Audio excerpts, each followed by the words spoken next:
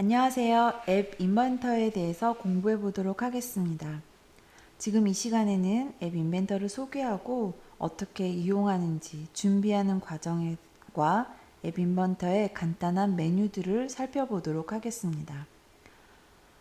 먼저 앱 인벤터는 블록을 이용해 안드로이드 기반 휴대폰이나 에뮬레이터의 안드로이드 앱을 만들 수 있게 해주는 프로그래밍입니다.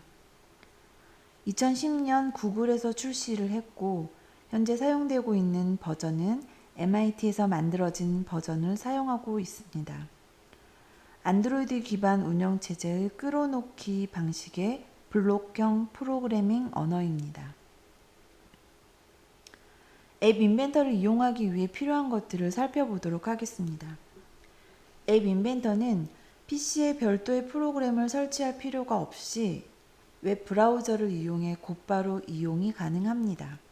단 구글 계정이 필요하고 구글 계정이 없으신 분들은 계정을 만들어 주시기 바랍니다. 우선 구글로 이동해 보도록 하겠습니다. 우측 상단에 로그인 버튼을 클릭을 해서요. 가지고 있는 계정으로 로그인을 하도록 합니다. 구글 계정이 없다면 반드시 새로 만드셔야 앱 인벤터를 이용할 수가 있습니다. 로그인을 했다면 검색창에 앱 인벤터라고 검색을 합니다. 한글로 입력을 하시면 되고요. 클릭을 해서 다음 화면으로 넘어가면 첫 번째 나와 있는 MIT 앱 인벤터라는 글자를 클릭을 하시고요. 영어로 되어 있는 화면을 한국어로 바꾸도록 하겠습니다.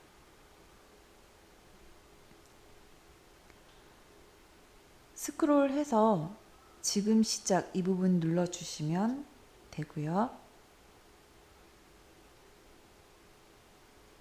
앱 만들기를 클릭하도록 하겠습니다.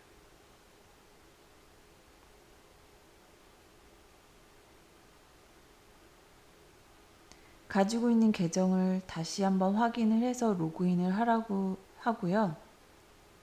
선택을 한 다음에 들어갔습니다.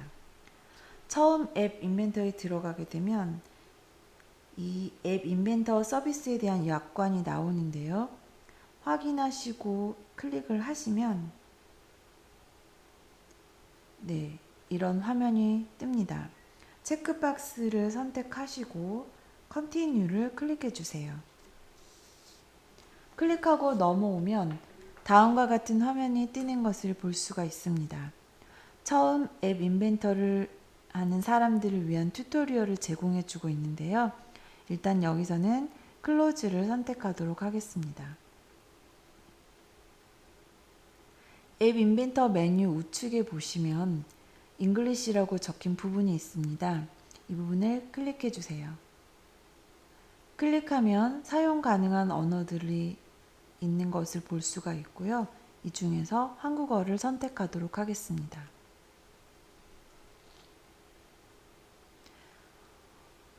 선택하면 메뉴가 한국어로 바뀐 것을 볼 수가 있고요. 뿐만 아니라 앞으로 사용할 블록들도 한글로 표시가 됩니다.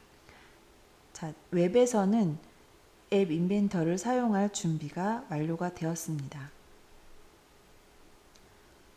이제 안드로이드 기기에서 앱 인벤터 앱을 설치해 보도록 하겠습니다. 구글 플레이 스토어에서 MIT AI2 컴패니언을 검색해서 설치를 해주세요. 앱을 설치하고 처음 실행을 하면 기기에서 사진 미디어 파일에 액세스하도록 허용을 합니까? 라는 문구가 뜨는데요. 이때 허용을 해 주어야 나중에 앱이 정상적으로 동작할 수가 있습니다. 다 작동된 화면은 스마트폰에서 스캔 QR코드가 보여지는 이 화면이 보여지면 기기에서도 앱 인벤터를 사용할 준비가 완료가 되었습니다.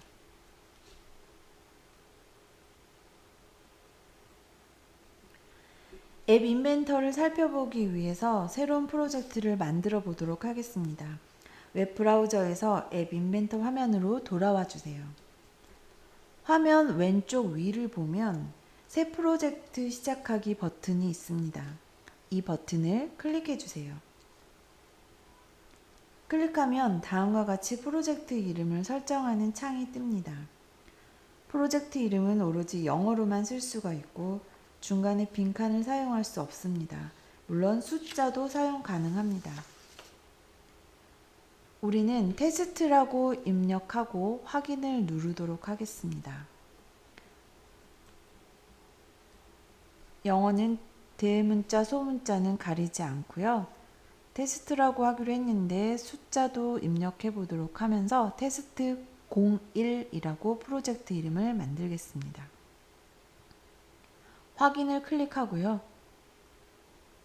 클릭하면 새로운 프로젝트가 만들어지면서 다음과 같은 화면이 나옵니다. 앱 인벤터 프로젝트는 두 개의 화면으로 구성이 되어 있고요. 디자이너와 블록 화면으로 나누어집니다. 지금 보고 계시는 화면은 디자이너 화면입니다. 사용자에게 보여줄 도구들을 배치하는 화면이고 여기서는 각 도구들을 컴포넌트라고 부릅니다.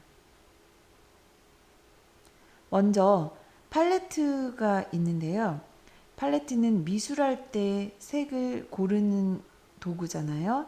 이런 것처럼 사용할 컴포넌트들을 고르는 영역입니다.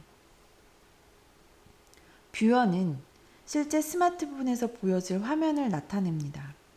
팔레트에 있는 컴포넌트들을 드래그해서 뷰어에 추가할 수가 있습니다.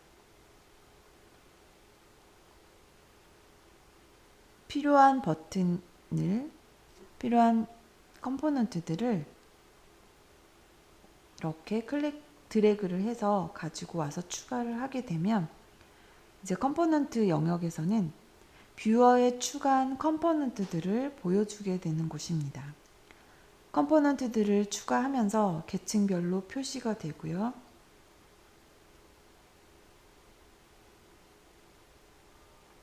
네, 표시가 되고 있습니다. 미디어에서는 사진이나 소리 파일 등을 추가하거나 관리를 할 수가 있는데요. 지금은 파일 선택할 게 없기 때문에 그냥 넘어가도록 하겠습니다. 이 부분에서 우리가 필요한 파일을 업로드 시킬 수가 있습니다.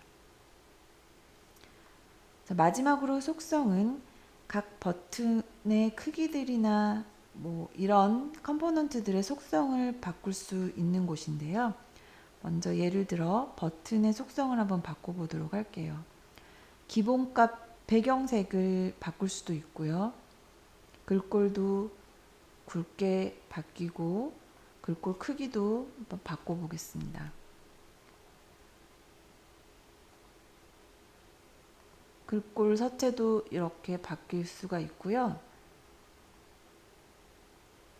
크기도 조절할 수가 있습니다. 물론 보여지는 이미지에 텍스트도 입력할 수가 있고요. 이렇게 각각의 속성들을 지정해 줄 수 있는 곳이 속성창입니다. 디자이너 옆에 보면 블록이라는 화면이 있는데요.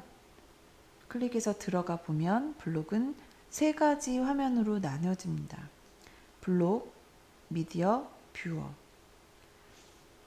블록은 디자이너 영역에서 추가한 컴포넌트들이 실제로 어떻게 동작시킬 건지에 대한 프로그램을 만들 수 있는 블록을 선택해 주는 곳이고요.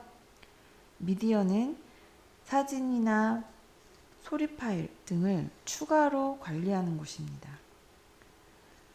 뷰어는 이런 블록들을 드래그해서 조합을 해서